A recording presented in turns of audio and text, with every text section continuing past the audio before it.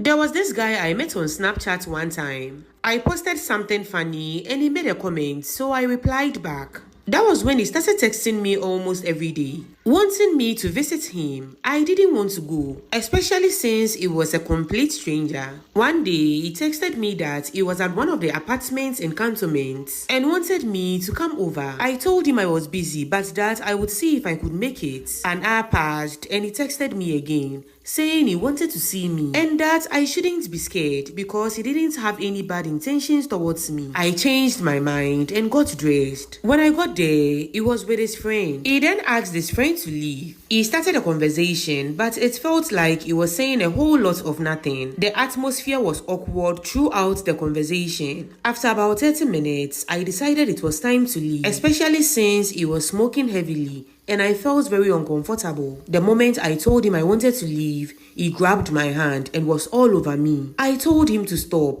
but he didn't listen and held me very tightly and forcefully. He slept with me. As soon as he finished, he went to the washroom and came back, telling me to leave because his friends were coming. I was dumbfounded. He quickly grabbed my bag and clothes, pushing me outside and saying I was wasting his time. I didn't say anything to him, nor did I beg him to let me dress first. I was heading towards a corner along the apartment to get dressed when a white lady invited me into a room. She asked me what was wrong. I told her and I finished dressing up. I thanked her and ordered a ride home. I thought about everything that had happened and I felt really angry and confused. I didn't understand how it all occurred. I struggled to sleep that night, still thinking about it. The following morning, I checked my Snapchat and found out he had blocked me. Out of anger, I decided to travel to my hometown that morning. I arrived around 6 p.m. When I got there, I didn't greet anyone. I went straight to the river to do what I intended. Before I traveled, I made a photocopy of his picture and brought the necessary items for a ritual. I stepped into the river fully naked with his sperm still inside me because I hadn't taken my bath yet.